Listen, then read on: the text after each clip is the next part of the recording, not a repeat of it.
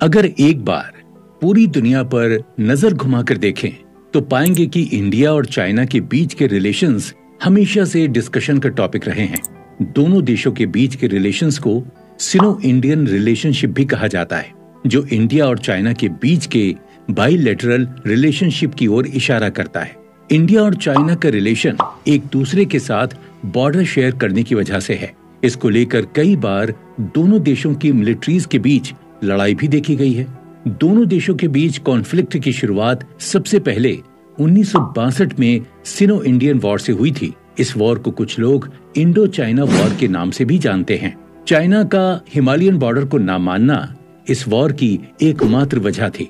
इसके बाद इंडिया के प्राइम मिनिस्टर जवाहरलाल नेहरू और चाइना के प्राइम मिनिस्टर जोऊ एनलाई ने 1959 में LAC यानी लाइन ऑफ एक्चुअल कंट्रोल बनाई। नेहरू जी के LAC बनाने के पीछे सिर्फ एक ही मोटिव था और वो था चाइना के साथ शांति बनाए रखना और हिंदी चीनी भाई भाई के आदर्श पर चलना। नेहरू जी के दिए हुए इस स्लोगन की अपनी एक अलग इंपॉर्टेंस है।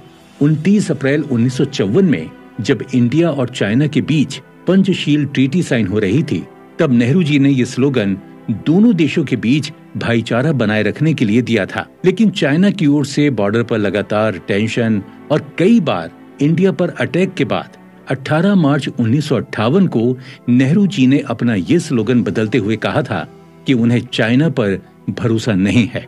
इसके बाद 1967 में हुए नाथुला और चोला इंसिडेंट्स के कारण भी दोनों देशों के बीच का कॉन्फ्लिक्ट बढ़ गया, जिसके बाद हिमालयन बॉर्डर के करीब इंडिया और चाइना के बीच कई बार लड़ाई हुई।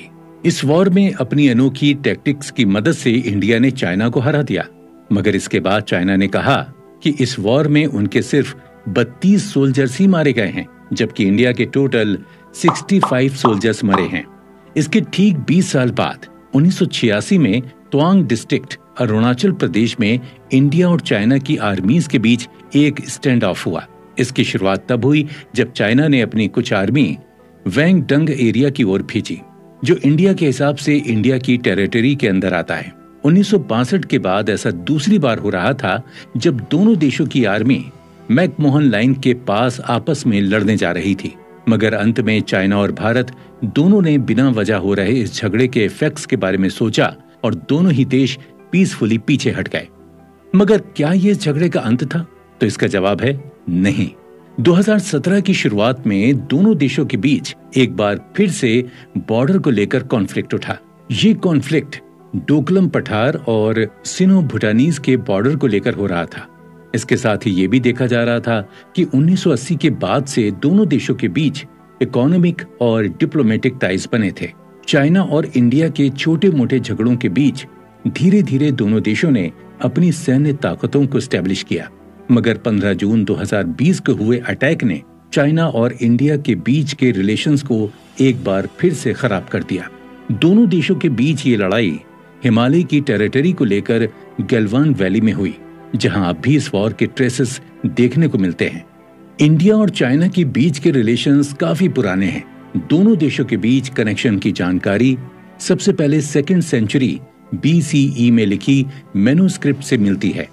अगर गौर करें तो पाएंगे कि 1st सेंचुरी CE के दौरान बुद्धिज्म का कल्चर इंडिया से चाइना में गया था।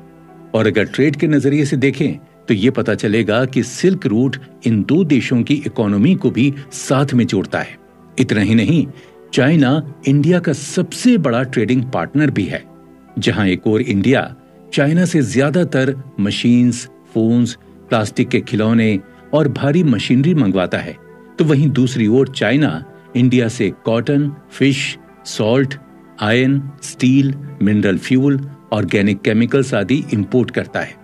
मगर लद्दाख की गलवान वैली में हुए अटैक का इफेक्ट चाइना और इंडिया के बीच के ट्रेड पर पड़ा, जिसका नतीजा ये हुआ कि इंडिया ने चाइना के साथ ट्रेड भी खत्म कर दिया। हम आशा करते हैं कि एक दिन दोनों देश अपने बीच के कॉन्फ्लिक्ट को खत्म कर दोबारा नेहरू जी के दिए हिंदी चीनी भाई भाई के स्लोगन पर अमल करेंगे।